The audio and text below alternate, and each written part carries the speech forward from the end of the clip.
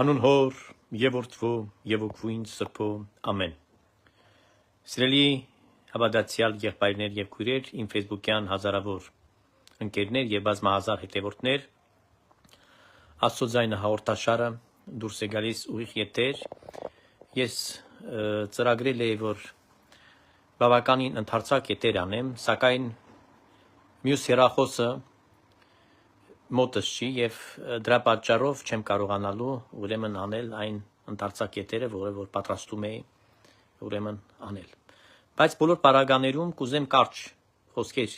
մի քանի խոսքերով ամփոփեմ այս շաբաթը եւ նամանավանդ որ ամսու 7-ին բախտորոշ մջրորոշ պատմական մեկ այսպես ասած կարևորագույն իրադարձություն օր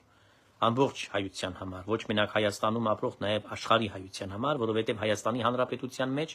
պետք է տեղի ունենան հերթական ընտրություններ, ազգային ժողովը պետք է ընտրվի եւ ըստ այդմ պետք է ձևավորվի կառավարություն։ Եկեք կարճ աղոթքով ուրեմն մենք սկսենք մեր քննարկումները։ Օրհնյալ Տեր մեր Հիսուս Քրիստոս ամեն, ըստ գործս դերած մերոց ուղիղարայ մեստեր եւ գործս դերած մերոց հաջողյամես ամեն։ Փառքոր եւ որդվոյ սրբո, այժմ եւ միշտ եւ ավիտյանս ավիտենից ամեն, դուր ինձ իմաստությունս բարիս խորհել եւ խոսել եւ գործել չի կողամեն այն ժամ, իչար խորհրդոցի բանից եւ գործոս բրգյազիս եւ ողորմիա կորարածոց եւ ինձ բազմամեղից ամեն։ Ահավասիկ սիրելիներ, բոլորս ականատես ենք, թե գլխավոր Հայաստանի հրապարակը լեփլեցուն ոչ թե միայն մարդաշատ, այլ ուղղակի ծով ժողովուրդ այն նույն պատկերն էր գրեթե, ինչ որ 2018 թվականին, երբ որ հեղափոխություն էր Հայաստանում, եւ այս ժողովուրդը, որ եկել էր այնտեղ, եկել էր խաղաղությունը վերհաստատելու, եկել է ասելու իր ձայնը, որ նա հետևում է այս քաղաքական ուժին, այսինքն քաղաքացիական պայմանագրի կուսակցությանն են հետևում, եւ ինչպես որ 2018 թվականին ընտրեցին հրապարակի մեջ երկրի վարչապետ որպես Նիկոլ Փաշինյանին, հեղափոխության առաջնորդին, նորից ժողովուրդը եկել է ասելու մեկ բան արձանագրելու, որ վերստին վերընտրելու է երկրի վարչապետին 2026-2031 թվականների համար եւ այդ կառավարությունը, որը պետք է արդեն իսկ հասցնի մեզ բոլորիս այն նպատակին, այն մուրազին, որի համար պայքարել է Հայաստանի Հանրապետության ժողովուրդը, քաղաքացին, որի համար պայքարել են նաև Սփյուռքում ապրող այն ազնիվ հայերը, որոնք ուզեցել են, որ միշտ տեսնալ Հայաստանը նորմալ վիճակի մեջ, երբ որ Հայաստանի մեջ լինի ազնիվ իշխանություն, ոչ թե կաշառակերներին կամ մարդասպան թալանչիներին, այլ ազնիվ մարդկանց, ժողովրդի ծոցից դուրս եկած մարդկանց, ովքեր որ այդ ժողովրդի հետ միասին քայլում են եւ անցնում են բոլոր դժվարություններով։ Ժամանակը եկավ փաստելու, որ ժողովուրդը 18 թվականին չի սխալվել։ Թեև անցել է բավականին երկար ճանապարհ եւ եղել են շատ դժվարին օրեր, եղել են շատ միանշանակ չեմ կարող գնահատել, տարբեր դրվագներ կարող ենք ասել այս 8-ամյա պատմությունից, բայց վերջին առնվազն 1 տարին, 1.5 տարին փայլուն էր քաղաքականությունը, այսինքն կայացվել էին այդ մարտիկ արդեն որպես այն քաղաքական ուժը, որը ի վիճակի է իրենց հնարավորությամբ, իրենց կարողությամբ ներկայացնել ամբողջ հայությունը աշխարհի ամենաբարձր ատյաններում, ինչպես եւ տեղի ունեցանք, մենք տեսանք ձեզ հետ, որ երբևիցե Հայաստանի պատմության մեջ նորագույն չի եղել դեպք, երբ ամենաբարձր պաշտոնյաները համաշխարհային մակարդակով Ամերիկայի Միացյալ Նահանգների պես միակ գերտերությանը, Եվրոմիության պես, որը որ աշխարհի մշակույթային, բարոյական, հոգևոր օրանն է եղել միշտ մարդկության համար, որը որ հնարավորություն է ստեղծել ժամանակակից աշխարհում մարդկանց նաև ապրել բարեկեցիկ կյանքով, այսինքն որից սովորել է նաև Հայաստանը ապրել բարեկեցիկ եւ իհարկե շատ բան դեր ունի սովորելու այս պետություններից եւ իհարկե համագործակցելու Ես կարծում եմ այն ապուշները, որոնք չեն հասկանում եւ մտածում են, որ Ռուսաստանի Դաշնությունը դուժեց, իրանք են զրկվելու մրգերից, բանջարեղենից։ Ես հասկանում եմ, որ Պուտինյան Ռուսաստանին թքած թե իրենց ժողովուրդը իրենց բնակչությունը կուտեն, հայկական ծիրանը, մրգերը, պտուղները, որ ամենալավն են աշխարհում։ Ես բոլոր երկրների մեծ մասը, չեմ ասում ամբողջ աշխարհի, բայց շատ երկրներ եմ եղել եւ այդ պտուղները կերել եմ ամենտեղ, բայց մեկը չունի այդ համը ու հոտը, որը ունի Հայաստանը։ Հետևաբար ով է շահելու։ Շահելու է Եվրոպայի ժողովուրդը, բայց դուժելու է Ռուսաստանի բնակչությունը, որտեղ զրկված են լինելու։ Զրկված են լինելու եւ վիտամինի պակաս ունեն եւ պիտի ուրեմն այս բարիքից չօգտվեն։ Բացությունը բնակչությանն է Ռուսաստանի արել իշխանությունը ռուսական։ Ոչ թե Հայաստանին։ Հայաստանի լավությունն է արել։ Հայաստանը բացում է իր ճանապարհը դեպի արևմուտք, դեպի այլ երկրներ, դեպի այլ պետություններ, որտեղ որ համագործակցությունն է լինելու եւ ինչպես որ ասում է մեզ բարձր ամբիոններից վարչապետ Նիկոլ Փաշինյանը, որ մինչև 2031 թվականը Հայաստանը կդառնա հզոր պետություն։ Հուսով եմ, որ իր խոսքերը ի կատար կացվեն եւ տեսեք արձագանքը ընդդիմադիր դաշտի այս օրերի մեջ։ Տեսեք այս օրերի մեջ Կտրիչ Ներսիսյանի այդ հարցազրույցը, որ հրահրճակեց Սատենիկին իր սիրուհուն տվել էր, խայտարակվել էր այնտեղ, տակը ճիշիկ էր արել, շատ ներողություն, իր ասածները, իր պատասխանները, էս ինչ էր։ Սա կապիկություն էլ նույնիսկ չէր, սա ամենամեծ ամոթն էր, բայց ամբողջ հայության ամոթն էր դա, որ այս տականքը նստում է այնտեղ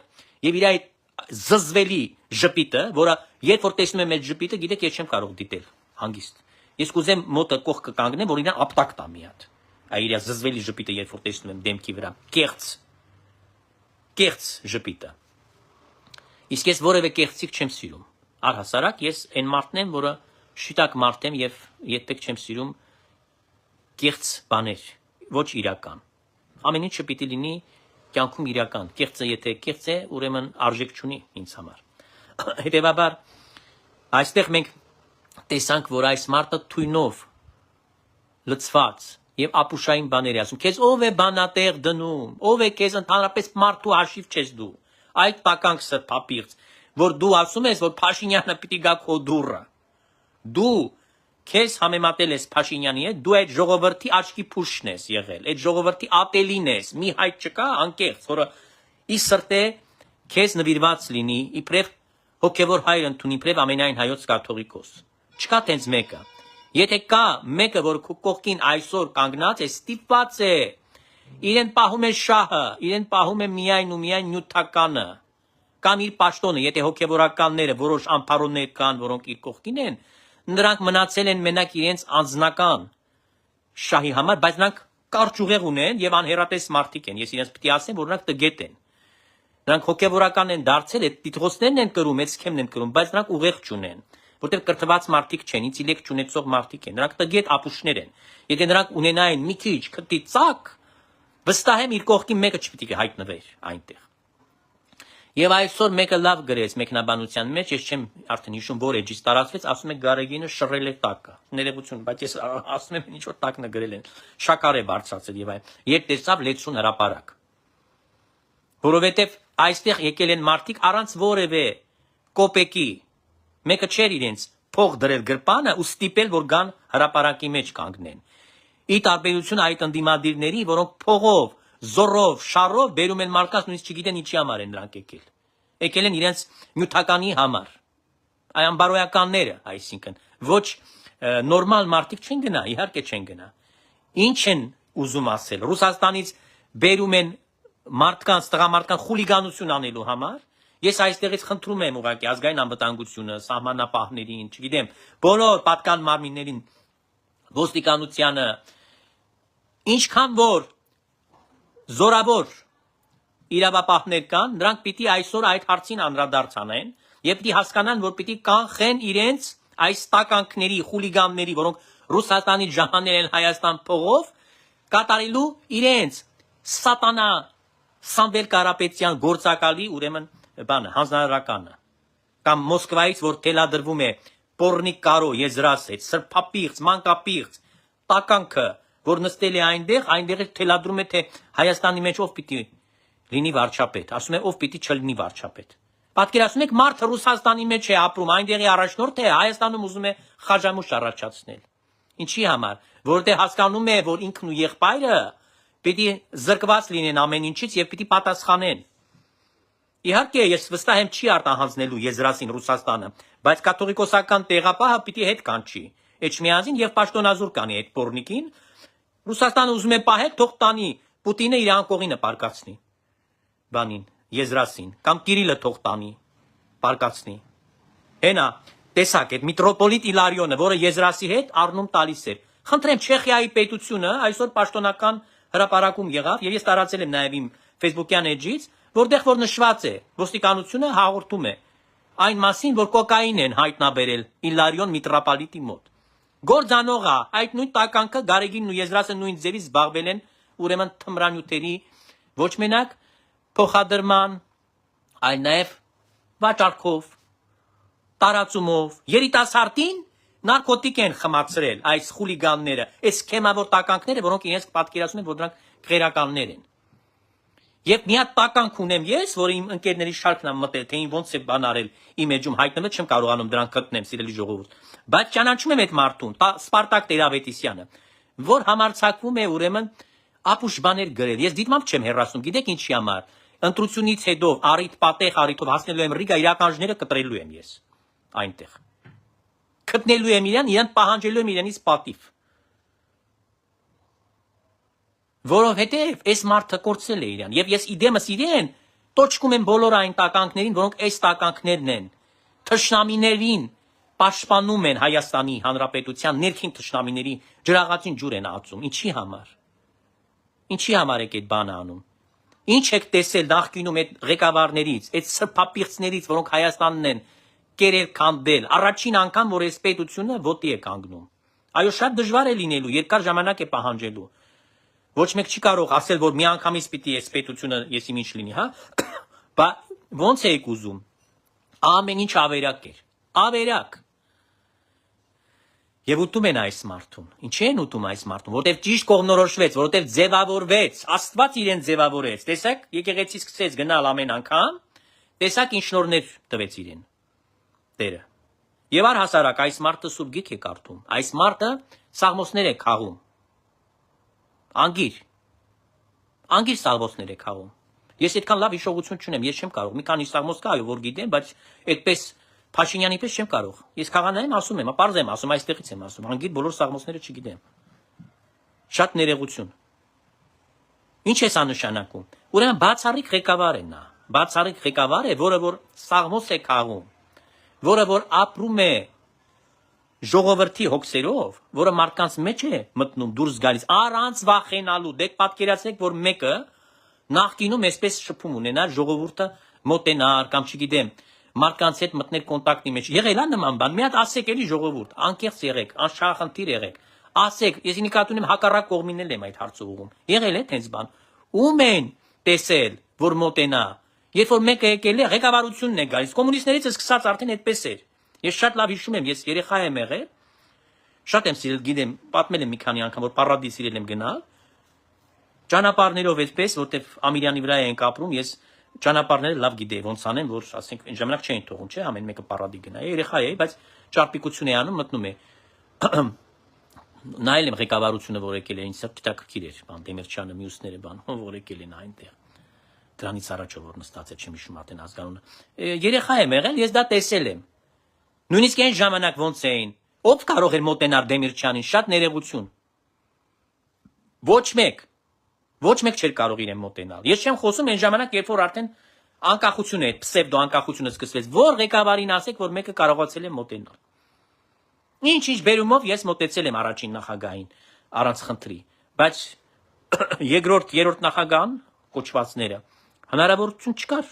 Նույնիսկ մի քանի կիլոմետրի վրա արդեն ոստիկանը գլխին կանգնում էր, ասում էր՝ «Ուր ես գնում, ընկեր ջան, էս ի՞նչ է»։ Հասկանում եք ինչ է փոխվել։ Բայց նույն այդ առաջին նախագահը ով կարող է իրեն մոտենալ։ Ոչ ոք, ես ասում եմ, ինչ որ հանգամանքների բերումով խնդիր չունեի, մոտենում էի, բայց ով կարող է իրեն մոտենալ։ Ոչ ոք։ Իսկ հիմա մոտենում է ժողովուրդը եւ ինքը արգելք չի ստեղծում, չի խանգարում, չի խոչընդոտում։ կանգնում է ժողովրդի մեջ, հաց է ուտում, հյուրասիրում են, այս մարդը մտնում է ճաշարան, որտեղ որ ընդհանուր մարդիկ նստած են, ոչ մեկին չեն հեռացնում այնտեղից։ Այսինքն սա ձևականություններ չեն, բայց նրանք շատ կարևոր բաներ են, որոնք ապացուցում են, որ այս մարդը, քանի որ ժողովրդի համար է եկել այս դիրքը զբաղեցրել, եւ պիտի զբաղեցնի այդքան, ես ինքան որ Աստված ինձ կյանք տա, պիտի աղոթեմ, խաղանայություն պիտի անեմ, պատարակ պիտի անեմ, ինադու այդ ճուզողներին ինքը միշտ պիտի վերընտրվի վարչապետ։ Ես այդքան պիտի աղոթ կանեմ իր համար, որ ճուզողի աչքը դուրս գա, որտեվ այս մարդը դզել է այդ վիճակը։ Բացի դրանից ժողովուրդը ազատ խոսում է։ Երբ եք խոսում ազատ, մոռացել եք, որ նկուղներում եղունգ էին քաշում, կամ մի հատ ծուր բան ասեի պետության մեջ, ես շատ լավ հիշում եմ, ես հրապարակը եկել եմ, գիտեք, 2007-8 թիվներ, այս որ նոր սկսվեց այդ շարժումը, հա, այն ժամանակ մեծ հույս ունեինք, որ բան պիտի փոխվի։ Նաղդալյան կար, մի հատ պոռնիկ, ես չէի ճանաչում դրան դեմքով, ինչ որ ժողովրդի հետ կանգնած խոսում էի, եկավ հարցակվեց ին վրա, ինձ սկսեց քաշքշել։ Վերջը մարդիկ փախան, ով որ ինձ հետ կանգնած խոսում էր, ես խոսում էի, որ երկրում նորմալ վիճակ չի, որ անարխոժություն է, որ տաշար վերցնում են, պետական ապարատները չեն աշխատում, Ռուսաստանի տակ պարկած են։ Այդ կնիկը եկավ ու սկսեց խնդիր առաջացնել։ Վերջը հազիվ բրծայր իր ձեռից, սատանա կին էր։ Հետո ես նոր իմացա, որ ինքը ով է այդ, դե ասենք հերոստացույցով լավ չեմ դիտել են, ժամանակ չեմ հետաքրքրվել նայեմ։ Իմացել եմ, որ մեկը մյուսից ավելի զզվելի է այնտեղ։ Խնդրեմ, ազատ է խոսքը, մարդիկ խոսում են, մարդիկ քննադատում են, մարդիկ ինչ ասես ասում են, բայց սահմանը պիտի չանցնեն։ Այսինքն ապացուցված է այսօր, որ մարդը ազատ է իր մտքերը արտահայտում Հայաստանի մեջ, երբևիցե նման բան չկա, սա աննախադեպ է, ուզում եմ դա ընդգծել, որ երբևիցե Հայաստանում մեկը չէ կարող ասել, որ Հայաստանի մեջ այս կամ այն պետական պաշտոնյան կաշառակեր է, գող է, ավազակ է, փորձեիք այդ բանը անեիք, ինչ խնդիրների առաջ պիտի կանգնեիք։ Այրոպորտի մեջ մենակ այդ խուլիգանությունը որ անում էին։ Ես շատ լավ հիշում եմ, եկել եմ այրոպորտում, ասում եմ չմադանը բաց արա, քրքրում էին մեջը, ինչ եմ բերել։ Այն ժամանակ ես Մոսկվայում էի ծառայում, բան եմ, եկել եմ Մոսկվայից, որոշ բաներ բերեցի։ Ինչ պիտի բերեմ Մոսկվայից։ Խավիար, չգիտեմ, երշիկ եղեն, տարբեր sense բաներ, քաղցրեղեն եւ այլն։ Քրքրում էր այդ մարդը, ուզում էր վերցնել ինձ ձեռքից։ Տեսնում եք ինչ խուլիգան պետություն էր։ Խուլիգան պետություն էր։ Պետություն է, որտեղ գողերի, ավազակների ворջ էր իշխում։ Իսկ այսօր Հայաստանի մեջ ժողովրդավարություն է իշխում։ Ի տարբերություն նախկինում ինչ որ տեղի էր ունենում ամեն այսօր։ Եվ հիմա որ մի մարդը, որ ուղեղ ունի, պիտի փոխարինի այս ազատությունը, խաղաղությունը եւ մարդկային արժանապատվությունը, որը որ ոտնահարված էր միշտ դիկտատորների կողմից, փոխարինի այսօրվա ուրեմն այս ժողովրդավարության։ Որևէ մեկը չի անելու, որևէ մեկը դրան չի կարող գնալ այդ քայլին։ Այո, նրանք մռմռում են, որովհետև նրանք առաջարկներ չունեն, նրանք ոչինչ ունեն տալու ժողովրդին, ոչինչ ունեն։ Նրանք ոչ մի բան չեն ստեղծել, ոչ մի բան չեն արել։ Հայաստանի համար ինչ են նրանք ստեղծել։ Բարիք արել են, որևէ բարիք, կեղծիկով է զբաղվել։ Հենց այդ Սամվել Կարապետյանը, դուք հասկանում եք դա ինչին է նման։ Մի որևէ գող մտնի, այն որ ասում են միդվիժատնիկ, հա, բնակարան թալանի ինչ որ հարուստի բան, վերջում այդ թալանածից այդ նույն մարդուն, ում տունը կտրել է, թալանել է, իր մի հատ կոնֆետ տա։ Ու ասի ես ինձ պիտի կոչես, ինձ խոնարհվես, ինձ պաշտես որպես ազգային բարերար։ Հիմա այս մարդը ամբողջ ազգը մերկացել է, թալանել է, անօրինական ճանապարհներով ձեռք է բերել հսկայական կարողություն, նյութական։ Ինքն իրեն կոչում է ազգային բարերար եւ ասում է Գարոյին, այդ սատանա կտրիչ Ներսիսյան Տիրադավին, որ իրեն ամեն տեղից հաչա, որ ասի ազգային բարերար, բայց ինչ բարերար են, ինչ է արել նա, մի հատ թող բան ցույց տան, առարկայական։ Ուզում եմ տեսնալ ես կոնկրետ մարդկանց, ֆիզիկական մարդկանց, որոնք ստացել են իրենից, բնակարաններ են ստացել իրենից, ֆինանսական վիրահատությունների համար օգնություններ են ստացել, չգիտեմ, անդամալույցները եւ այլն, ծերերը, որոնք ստացել են այդ բոլոր օժանդակությունները, որ մարդկանց հարցերը, ուսման հարցերը տվել, փակել, որ Զենք կա նվիրել, բանակին ազգային, զինամթեր կա նվիրել։ Ինչ ա արել։ Ինչ ա նա արել։ Գողությունից բացի, այլյան դակը, խուլիգանը, անգրագետը երկու բառ չի կարող կապել իրար։ Այսօր կանգնում ասում է ես եմ երկրի վարչապետը հաջորդ։ Դու ով ես։ Ինչ վարչապետ դու կարող ես լինես։ Դու ոչ մի բան չես կարող ասես։ Նույնիսկ իրա հայրենը որ տիրապետում է ինչպես։ Այն Ղարաբաղցիները իրանից լավ են խոսում, շատ ներողություն, հա։ Այն տատիկները բան որ շուկայում բանման են ծախում Ղարաբաղցի իրանից լավ են խոսում հայերեն։ Բայց նրանք չեն հավակնում վարչապետի աթոռին։ Անուղեղ մեկը է, որը ոչ մի բան չի հասկանում ընդհանրապես։ Մենակ եզի նման նայում է եզի հայացքով։ Բայց ինչ ասեմ, որ ճիշտ եմ ասում, կամ մյուսները այդ Դոդի Գագոնովը։ Դոդի Գագոն ընդհանրապես բան է հասկանում։ Գող, ավազակ, ավանտյուրիստ մարդ է եկել է, ասում է Բարգավաճ Հայաստան եմ կուսակցություն։ Ինչ Բարգավաճ Հայաստան։ Մուրացկան ես դարձել, արինջեցիներին ստրկացել ես, գալիս են քեզնից մուրում են փող, որ դու իրանց մի քանի գրուշ գցես իրանց առաջ, ու ստիպես իրանք ասեն Գագոն մեր թագավորն է։ Եկեղեցին մտնում էին, որտեղ որ ես եմ ծառայել։ Սուրբ Հովանես Մկրտչի Մկրտիչ եկեղեցու Արինջ գյուղի հոգևոր հովիվն եմ եղել։ Մտել են մոմ են վառել խրցերով, ասան Գագոն մեր թագավորն է։ Ինչա փող են մուրում իրենից։ Ասում եմ այ մարդ, ես այն ժամանակ արդեն խոսում եմ, գիտեք ինչքան խնդիր եմ ունեցել այնտեղ։ Այս բանի համար, որ ես ճիշտը խոսել եմ։ Այսինքն բռնապետություն էր Հայաստանում, ամբողջությամբ Հայաստանում չկար արդարություն, չկար ազնվություն։ Պետական համակարգը փտած։ Ամենտեղ գնում է կամ կաշառք պիտի կամ տանոթ պիտի մեջ գցեի, որպեսզի ինչ որ մի հարց կարգադրվեր։ Ապականել են մի սերունդ, անգրագետ են դարձել։ Չեն ուզեցել հոգևոր կյանք լինի Հայաստանում, անապատի է վերածել Էջմիածին, այս սրբապիղստականքը, խուլիգանանոց։ Տեսել եք այդ ռոժերը, այդ եպիսկոպոսներին, որ օծել է։ Սարսափում է մարդ դեմքերին, որ նայում, ասում է սրանք որտեղից են, զուգարանից են դուրս եկել, զուգարանի ծակից են դուրս եկել, այս մարդիկ որտեղից է հանել դրանց։ Այսինքն այդ աստիճանի արժեք հա զրկել եկեղեցին, բա մի հատ էլ արտաքին տեսք պիտի մի քիչ համապատասխան լինի։ Նայում ես ինչ ուգալովնիկներ են։ Եվ այն հայերը, որոնք ապրում են արտասահմանում եւ համարձակվում են ավել պակաս խոսել Հայաստանի Հանրապետության իշխանություններին, հասցեին, ովքեր որ փորձում են Նիկոլ Փաշինյանին պիտակ փակցնել, ես ասում եմ ուշքի եկեք, մեղք եք, ողորմելի եք դուք, որովհետեւ դուք սևը սպիտակից չեք տարբերում, որովհետեւ դուք Աստծո ճշմարիտ խոսքը չեք ուզում լսել։ Աստված երբեք ամոթով չի մնում։ Աստված այսօր թիկունքին կանգնած է Նիկոլ Փաշինյանի, Աստծո կամքն է, որ ինքը լինի ղեկավարը։ Աստծուց նշան ես ունեմ, որ այդ մարդը տրված է Հայաստանի, որ այդ Հայաստանը պիտի շտկվի, եւ ինչի համար Աստված իրեն ընտրեց, որովհետեւ այս մարդու մեջ արտնացավ այն բարձր գիտակցությունը, որ Հայաստանիած առաքելական Սուրբ եկեղեցին սրբապղծված է, որտեղ նստած է Տիրադավը իր թայֆայով ալանթալան անելուց ու անփարայականություն անելուց զատ որևէ բան չեն արել եկեղեցու համար։ Վերացել են Կուկուշկայի աթոռի մայրաթոռը։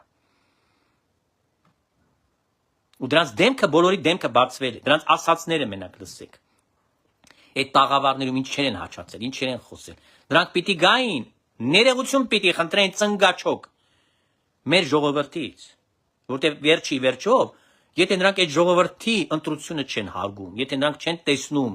որտեղ որ գնում է Փաշինյանը, որտեղ որ նախ ընտրական իր ծրագրով հանդես եկել խոսքով, ինչ խանդավառությամբ, ինչ ձևով են դիմավորում երկրի վարչապետին։ Ես չեմ տեսել ոչ մեկ անգամ Հայաստանի նորագույն պատմության ամբողջ ընթացքում, որ որևէ նախկինում ղեկավարը գնացել է քարոզարշավի, իրեն որևէ մեկը այդպես ուրեմն խանդավառությամբ բաց սրտով ընդուներ։ Չի եղել նման բան, չի եղել։ Եվ սա պատմական փաստ է։ Եվ մեր ժողովրդին, ես ասում եմ, ինչքան է ստրկացրել, դեռ տարիներ են պետք էլի, որ ավելի ազատ խոսա, ավելի ազատ շնչի, ավելի ազատ լինի այդ ժողովուրդը, քանի որ լեզուն կապել են չեն թողել, որ քննադատեն պետական այն ճակերտավոր այրերին, որոնք եղել են ոչ թե պետության սպասարկուներ, այլ հանցագործներ են եղել։ Պետական պաշտոնները որպես վահան օգտագործելով իրենց դիրքը։ Կաշառքը վերցնելով, թալանը անելով եւ ուրեմն իրենց Ամփարո եւ այլանդակ վարքագիծը դրսեւորելով։ Եվ դա բոլորը քողարկել իրենց պետական պաշտոնի տակ։ Նույնը արել է սատանա կտրիչ Ներսիսյանը եկեղեցում։ Նույն բռնապետությունը, նույն բռնաճնշումները, նույն ամփարոյականությունը նա արել է Մայրաթորի մեջ։ Եվ պիտի պայուսակը հավաքես տականք, սրբապիղծ, եւ քեզ հետ միասին պիտի հավաքեն բոլոր տականքները սրբապիղծ, որոնք այս շրջանում ջրաղացին հակապետական գործունեությամբ ջուր են լցրել Կրեմլի, ուրեմն այս ծրագրին կլանելու Հայաստանը, ստրկացնելու, Ռուսաստանի Դաշնությանը կցելու։ Սա է եղել իրենց ամբողջ այս օրերի, այս ամիսների, այս տարիների գործունեությունը։ Եկեղեցու պատերից ներս ինչեր են խոսացել այս մարդիկ։ Խոսել են քաղաքականության մասին, խոսել են կոնկրետ ընդգծված տեխնացուների մասին, հեղաշրջման մասին, ռևանշի մասին, սպանության մասին, առանց ամոթի զգացում ունենալու է, կանգնել են ասել են պետության ղեկավարին պիտի վերացնենք, պիտի սպանենք։ Պիտակավորել են, անվանել են մարդուն, որը ավելի շատ է արել Հայաստանի համար, քան վերջին 100 ամյակի մեջ որևէ ղեկավար։ Ես պարզ եմ ասում, այս պայմաններում դաժան։ Տեսեք ինչ փողեր է տրամադրում Եվրոմիությունը, ինչ ինվեստիցիաներ է Ամերիկայի Միացյալ Նահանգները նվիրում։ Դնում են այս տարածաշրջանի մեջ արդեն ինչ պիտի լինի։ Պիտի լինի զարգացում։ Եվ պետք է հենվեն Հայաստանի վրա, նրանք պետք է հենվեն։ Հայաստանն է անկյունակարը դառնալու։ Հայաստանը այս տարածաշրջանում դառնալու է անկյունակարը։ Վատ է, որ հարևանները հետ սկսում է արդեն հաշտ ապրել։ Սովորում է, վատ է, որ ապաշրջափակում է տեղի ունենում։ Իհարկե մռմռում են օլիգարխիան, կրիմինալը, որովհետև նրանց ձեռ էր տալիս, երբ չկար այդ հնարավորությունը։ Իհարկե նրանք ամեն մեկը վերցրել են մի բնակավար, օգտագործել են, մանապալիստներ են դարձել, օգտագործել են իրենց օգուտի համար։ Եւ իհարկե դրանց կթել են այս նախկին տականք ղեկավարները, այսինքն տարել են իրենց լափացրել են, ամեն ինչի մեջ մտցել են 50-50։ Այդ մենակ Սաշիկը չէր։ Բոլոր ղեկավարները ամեն ինչ արել են, տենդերներից սկսած որ շահել են, վերջացրած էլի ժողովուրդ, բիզնեսների բնակավարները բաժանել են գողավազակների մեջ։ Դե գնայր Հայաստանում մի հատ բիզնես դնեիր, կարա՞ բիզնես անել Հայաստանում։ Միանգամից կգային հետևիցդ։ Այսինքն խուլիգան պետություն են սարքել, բանդիտական, գողավազականոց, կանանց փողոց են իջացրել, որպեսզի գնան մարմնավաճառությամբ զբաղվեն, գումար վաստակեն այդ ճանապարհով։ Խայտարակություններ են արել, ընտանիքներ են քայքայել, մարդկանց ուղարկել են, որպեսզի գնան պանդուխ դառնան օտար պետության մեջ։ Այդ Ռուսաստանի մեջ այդ հայությունը որտեղից այդ միլիոնների հասավ թիվը։ Մի հատ ինձ թող ասեն, այդ վիճակագրական տվյալները թող բոլորը հանեն, տեսնանք, որ թվերին են այդ մարդիկ գաղթել Ռուսաստան։ Կարող են դրանք ռուսահայեր են եղել։ Ոչ, բնավ չեն եղել։ Ահեստական ստեղծել են Ռուսաստանի մեջ, հսկայական ուրեմն ռուսական գաղութ են ստեղծել։ Համայնքներ են առաջացրել, կեղծ եկեղեցիներ են ինչ որ սարքել այնեղ։ Ինչին էր դա պետք։ Ինչին էր դա պետք, ինչի համար պետք է այս մարդկանց դուք խրգեիք Ռուսաստանները, այս օրվա համար, որ հիմա այնտեղից այդ խուլիգաններին գան, բերեն, որպես զինվորներ, մի քանի գրուշի դիմաց օգտագործեն։ Այդ դրա համար են դա արել, սիրելի ժողովուրդ։ Ցույցեր են անում եկեղեցիների մեջ այնտեղ։ Եկեղեցին կառուցել են, որ ցույց անեն եկեղեցում։ Հայաստան են փրկում, Ռուսաստանում նստած է, Հայաստանի մասին է հոգում։ Խնդրեմ, ինչպես ինչ բարոյական իրավունք ունի մարդը, որը չի ապրում Հայաստանում, քիթը մտցնել բանի մեջ, Հայաստանի ներքաղաքական կյանքի մեջ, ինչ գործ ունի, ես չեմ հասկանում, թող իրա երկրում գնա կարգին բերի, ինչի չի մտցնում քիթը Ռուսաստանի այդ խայտարակ քաղաքականության, ներքին քաղաքականության մեջ, որ այնտեղ այդ մարդիկ, որ նստել են, թթվել են, այդ Լավրովին, որ նայում ես, չես հասկանում, մանիկեն է այդ մարդը, մորգից են դրան հանել, չար հոգի մտցրել մեջ, ով է, ինչ ես դրան ճանաչում, ինչ ես ճանաչում եմ, միշտ իրան եմ տեսել է, ես ինչա, մերրելներ, Կրեմլի մեջ մերրելներ են նստած, ինչքան մերրել կա հին, բերել են այնտեղ, նստացել են, հավիտենական իշխանություն է այնտեղ, որ պիտի թակավորեն այնտեղ, Հավիտյանս Հավիտենից, այդ Ռուսաստանահայերը, որ լեզուն 1000 մետր է, այդ գալիս են ապալ թափալ Երևանի մեջ, ուզում են խուժանություն անել ընտրության օրը, Ինչի՞ չեք գնում այնտեղ Կարմիր հրապարակում Կրեմլի մոտ այդ խուժանությունը անեք։ Այնտեղ տենց լավ է կյանքը, հա։ Տենց ազատ ժողովուրդը կարող է խոսել։ Պատերազմը ասում, անունը տալիս է, ոչ թե սպեցօպերացիա, ասում է պատերազմ բռնում տանում են, դատում են դրա համար։ Այդ բառի համար են դատում է Ռուսաստանում։ WhatsApp ունես, Telegram ունես, չգիտեմ, Facebook ունես, Одноклассник ունես, չգիտեմ, այս սոցիալական ցանցեր ունես հեռախոսի մեջ, ինչ որ գործողություն ես անում, դրա համար ոստիկանը իրավունք ունի այդ հեռախոսը նախ ձեռիցդ վերցնի ստուգի եւ արդեն գործ են հարուցում։ Դատարանի առաջ ես կանգնում կամ տուգանքներ են գրում կամ պիտի բանտարկեն, եթե գտնեն այնտեղ ուրիշ բաներ, որ դու զբաղվում ես ուրիշ բաներով, հակառուսական, հակապետական բաներ անում, այնտեղ գործունեություն ես անում։ Բայց դուք քիչ եք հետաքրքրում այդ հարցերով, ապուշներ, եկել եք Հայաստանի մեջ եք ուզում խառնել, եթե հայ ժողովուրդը, քաղաքացին, ով ապրում է Հայաստանում, չի գնում ոչ միտեղ, այնտեղ է բնակվում։ Նրանք գոհ են, ուզում են այս երկրի մեջ լինեն ընտրությունները եւ իրենց տեխնացուն միակ տեխնացուն է, որը որ Հայաստանի մեջ գործ է արել։ Գործ է արել այս մարդը։ Համակրում են իրեն ժողովուրդը։ Ինչ եք ուզում խառնել Հայաստանը, ինչի համար։ Ինչն եք անելու։ Որևէ բան երբևիցե դուք արել եք, պետության համար ոչինչ արած չկան։ Ոչինչ չեն արել, ոչինչ։ Հայաստանի համար նրանք որևէ բան չեն արել։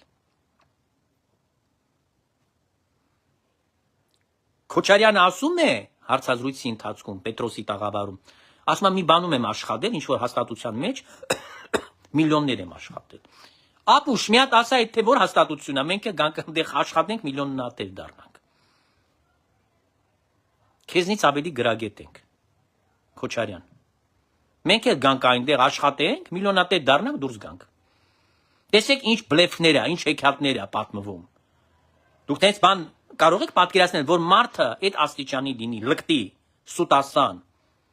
տականք, որ կանգնի,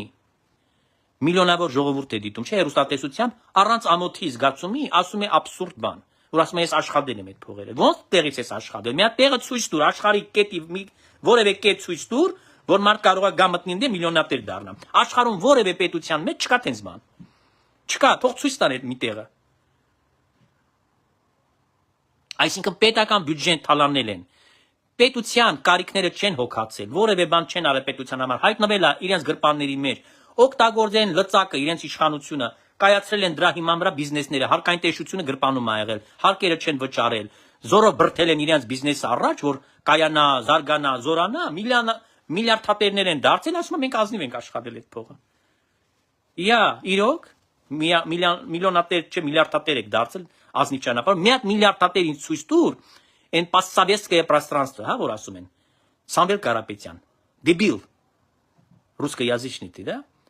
Покажи хоть одного человека на постсоветском пространстве, который честным путем заработал миллиарды. Напиши книгу. Это будет для всех. Вот на этом ты сможешь, если ты реально в книге покажешь, каким способом ты стал миллиардером, докажешь и скажешь, как ты добился этого успеха, ты вот только на этой книге сможешь миллиарды зарабатывать, потому что ее переведут на все языки мира, и все будут читать и изучать твой путь. Այսինքն ում են դրանք խափում, ում են ֆրացում։ Գարեգինը գնացել է մեծահարուստներից Ամերիկայի, ժառանգաբար, որոնք պապական կալվածքներով հարուստներ են, դրանց կթելով բիզնեսներ է դրել Հայաստանի մեջ, Սերժի Քոչարյանի ժամանակ ոչ հարկամ վճարել, ամեն ինչի մեջ մտել է, ամեն բիզնեսի մեջ, կրիմինալ լինի, մաքուր լինի, ցանցային կառույց է եկեղեցին, չէ, աշխարհով մեկ ամեն անշնորհքություն արել է։ Մենք այդ բոլոր փաստերը ներկայացրել ենք, պետությանը ներկայացված են քո մեր չափով իմացած հանցագործությունները, որը դու գործել ես 27 տարիների շրջանում։ Նայել է բիզնեսն է, օրինական կայացել, նայել է այդ փողերի տեր դարձել։ Ծակ կոշիկով եկավ, աղքատ ընտանիքի 4-րդ սովխոզից, այդ գեղից որ եկար, ծակ գուլպայով, ծակ կոշիկով ես եկել, Կտրիչ Ներսիսյան։ Այդ ոնց ես իմացնեց օլիգարխ դարձել, օլիգարխ կաթողիկոս դարձել։ Մի հատ ցույց տուր էլի այդ ինչն է քո այնտեղի աշխատավարձը, ինչքան ես ստանում։ Այո, կաթողիկոսը ոչ մի բանի կարիք կարա չունենա։ Ես նկատի ունեմ իր զգեստը, իր սնունդը, տեղաշարժը եւ այլն։ Կարա չունենա, բայց որ կաթողիկոսը միլիոններ ունենա,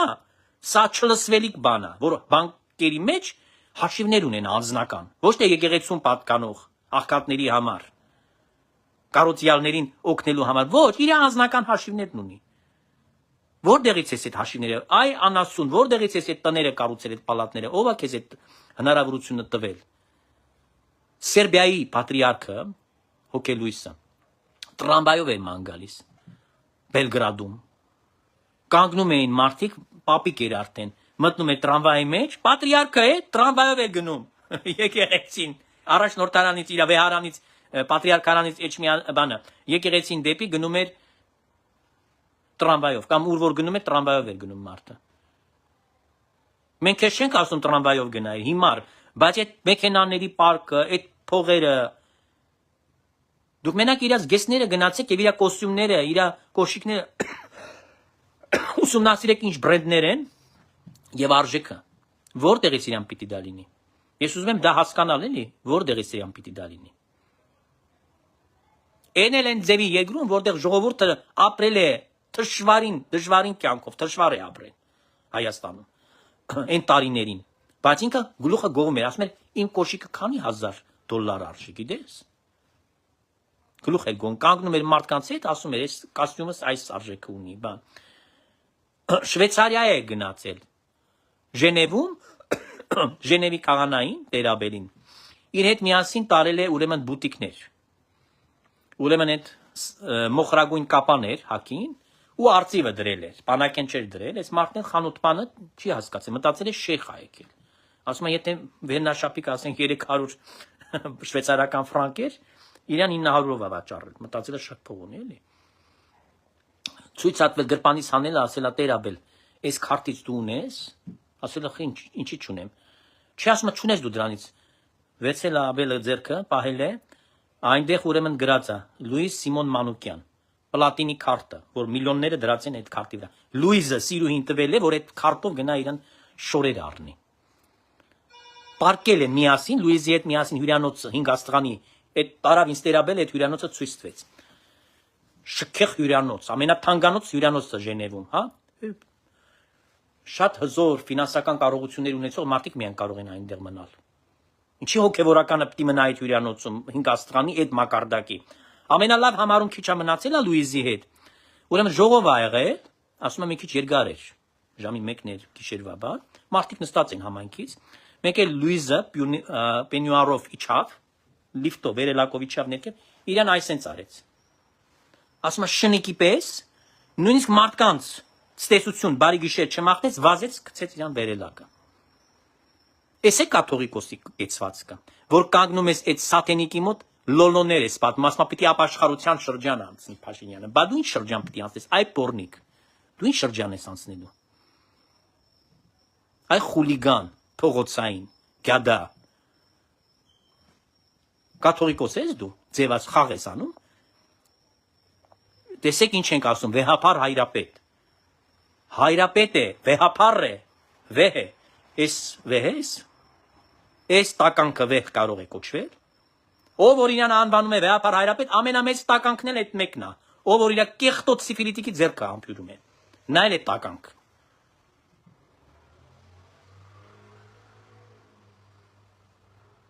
Եկեղեցին խառնվել էր մաֆիայի հետ, նույն այդ մաֆիայի միասին մի բան են ստեղծել, հա, մի բուրգ են ստեղծել, եւ այդ ժողովրդի գլխին փորձանք են բերել։ Քանդել են Հայաստանը, հայ ժողովրդին պանդուխ դարձել, այն Հայաստանում ապրող խեղճերին էլ ստրկացրել են, դրանց խեղճ ընտանիքների զավակներին ուղարկել են, как пушечное мясо, հա, ռազմաճակատ պատերազմներին սպանել են, հետո ասում են մենք հայրենիք ենք պաշտպանել, մենք հայրենիք ենք սիրում, մենք պատերազմ ենք ուզում լինի, ում հաշվին, այ վիժվածքներ, ում հաշվին եք ձեկ, դուք պատերազմ անում։ Ես երբ որ Սպարտակը ավել պակաս խոսում էր այդ Սպարտակ Տերավետիսյանը Ռիգայում ապրող, իրեն ասի Սպարտակ, դու կգնաս պատերազմ։ Քո զավակները կամ փեսեկը, չգիտեմ, քո մտերիմները, ես չգիտեմ իր ընտանիքի կազմը, հա, ընդհանուր ասում եմ։ Դու դրանց կուղարկես ռազմաճակատ, թե ոչ, թե տակուկ կնստեք ձեր տանը, ընդեղից հայրենասիրություն կխաղաք։ Կաբինետում նստածը Անդրանիկ Փաշայի նկարն է, ամբողջ պատի վրա խփել։ Հետո ումա պետք է կեղծ բանը որ դու անում ես, ումա դա պետք։ Դրանով հայրենասիրություն է երևում մարդու, հա։ Դա fake հայրենասիրություն է, fake։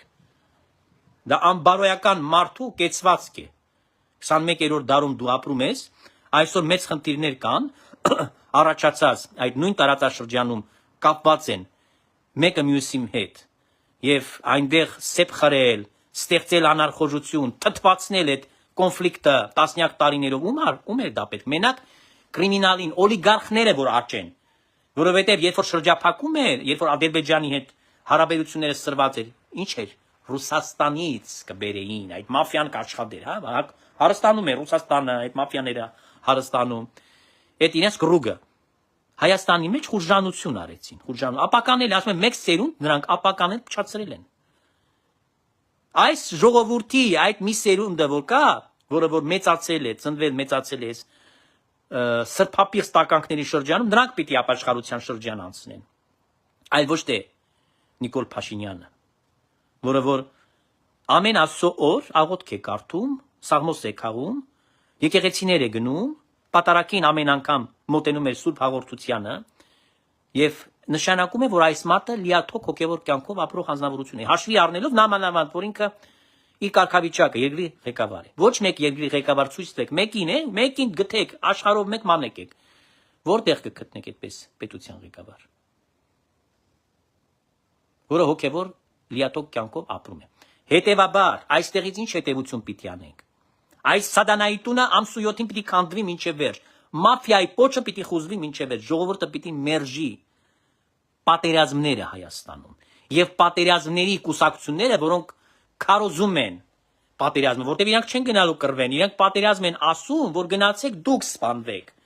Իրանք էլ նստեն աթոռներին ու հայրենասիրություն ձևացնեն եւ խաղան։ Այսինքն ձեր մահերի վրա կառուցում են իրենց սեփական երջանկություն, ձեզ մաղթալով։ Այդ պատերազմների կուսակցությունները ձեզ մաղթալով իրանք կառուցում են իրենց երջանկության մեխանիկան դրա մեջ է կայանում։ Իրենք, որովհետև երբևիցե չեն ցանկացել Հայաստանը տեսնել որպես բարեկիրթ, զարգացած, օրինապաշտ, սոցիալապես ապահով պետություն չեն ցանկացել տեսնել։ Նրանք ցանկացեն Հայաստանում բարդակխանա ստեղծեն, խուժանություն լինի, շունը տիրոջը չճանաչի, իրանք էլ ինչ ուզենան անեն, այդ ժողովրդի գլխին ինչ փորձանք ուզենան բերեն։ Այդ դրանք են արել այս ընթացքում։ Եվ հիմա չեն կարող հաշտվել իրենց նոր կարգավիճակի հետ, չեն կարող հաշտվել նոր կյանքի պայմանների հետ, դրա համար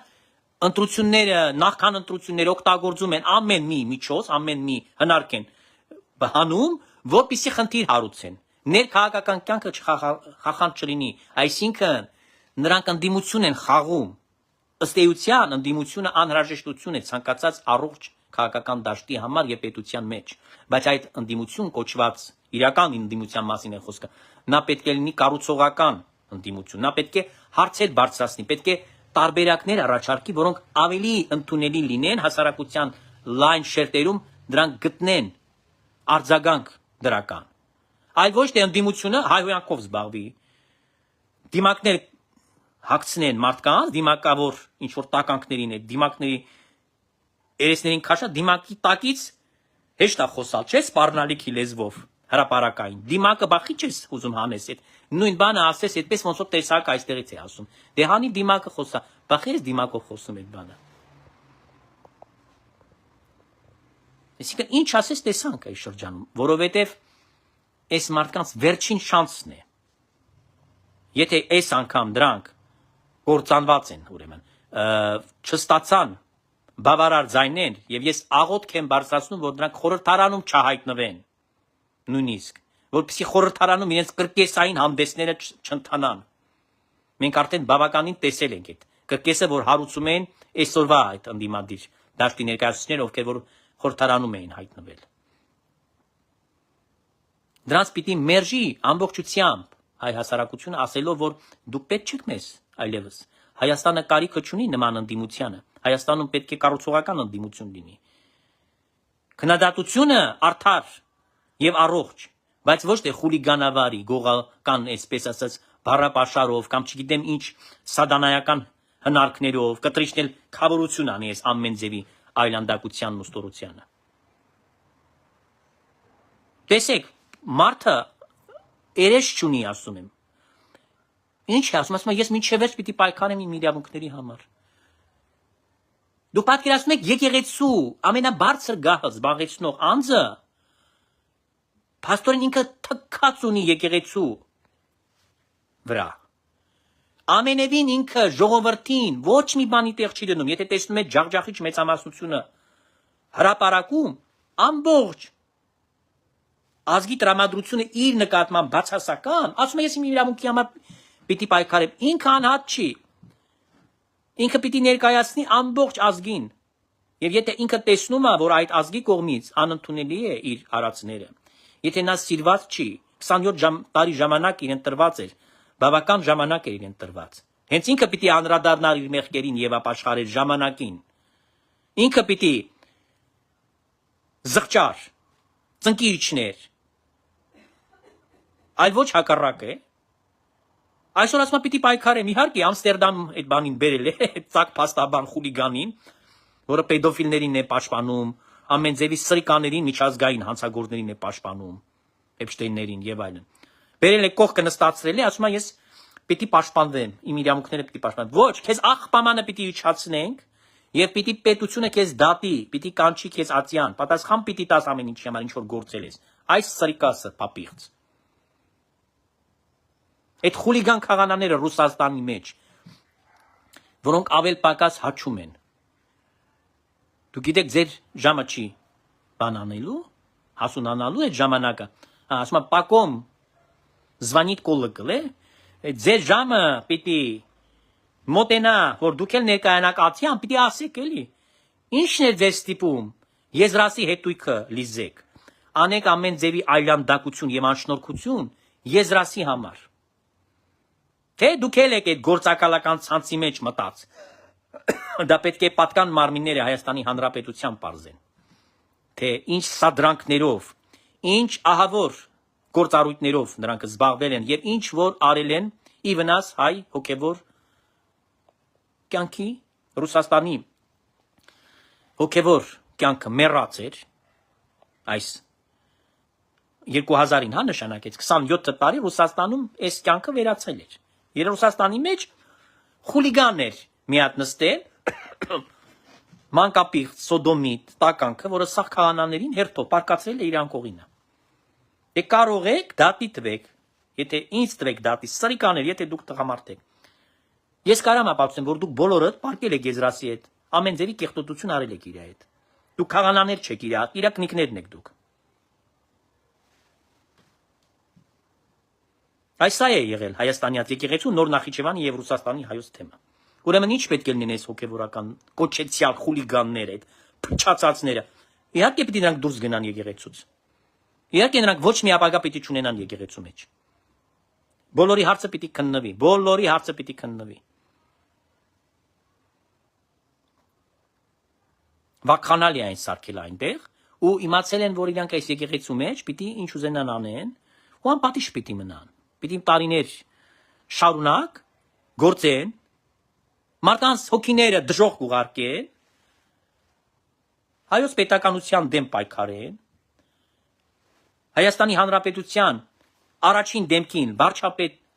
Նիկոլ Փաշինյանի հասցեին հայհոյանքներ, անեծքներ տան, որից հետո պիտի շարունակեն իրենց անփառունակ գործունեությունը, ոչ, ձեր աչքին է երևում դա։ Դա չի լինի։ Երբեք չի լինի դա։ Այսինքն շատ լուրջ պիտի ուսումնասիրվի այս ամենը։ Եվ ես վստահ եմ, որ այս բարենորոգումը եւ այն ազնվագույն սրբազան հայրերը, որոնք այս շրջանում իրենց առաքելությունը բերել են եկեղեցում եւ իրենք բարձրացրել են այդ իրենց հոգու ճիճը, իրենց ձայնը եւ գնահատականներ են հնչեցրել։ Իհարկե գլխավորությամբ եւ առաջնորդությամբ Մսեմաշուկ վարչապետ Նիկոլ Փաշինյանի ըստ արժանվույն պիտի նրանց գործունեությունը գնահատվի եւ իհարկե առանցքային դերակատարումը առաջիկայում եկեղեցու մեջ այդ առանցքային պաշտոնները դրանք պիտի ստանձնեն։ Եվ այն նվիրյալ մարդիկ, ովքեր որ նվիրված ծառայել են Աստծուն եւ պայքարել են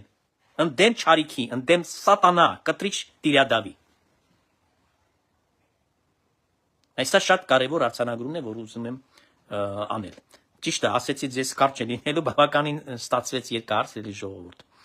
Կարծեմ մի ժամ արդեն խոսում ենք, եւ ժամը բավականին Հայաստանում ուշ է, բայց դա կարևոր է, որտեղ ընդամենը 1 օր է մնում։ Հիմա պիտի գնաք քնեք, 1 օր է մնում եւ հետո պիտի գնաք ընտրատեղամասեր։ Ես կոչ եմ անում բոլորին միաբերան ձեր ձայնը բարձրացնել, առ Աստված, ձեր աղոթքով ստանաք շնորհքը Սուրբ Հոգու եւ ընտրատեղամասերում կատարեք ձեր խղճի մտոք ձեր ընտրությունը։ Իհարկե, ամեն արդար քրիստոնյան այսօր ակնհայտ է իր համար, այդքան պարզ է, որ նույնիսկ ասել, հուշել կարիք չկա, որտեղ որևէ մեկը չի կարող այսօր հավասար դիտվել Նիկոլ Փաշինյանի գործունեությանը եւ քաղաքացիական պայմանագրի կուսակցությանը։ Ես խոնարհվում եմ այս կուսակցության բոլոր անդամների առջև, խոնարհվում եմ երկրի վարչապետի առջև եւ ասում եմ հետեւյալը. իբրև հայ հոգեվորական, իբրև հայ մարդ, իբրև այն մարդը, որը պետականամետ մտածելակերպ ունի։ Ես խոնարհվում եմ իրենց արած գործի համար, որովհետեւ ի վերջով այդ խոնարհումն է մեր սիրեցյալ ընտրողների եւ մեր ժողովրդի, ովքեր որ կուզեն Հայաստանը այդ շղթաներից ազատել, վերջին այդ շղթաները, որ Ռուսաստանին դեռ կպցրել են, դեռ բաց չեն թողում մինչև վերջ, որ այդ շղթաները փոկվեն գնան։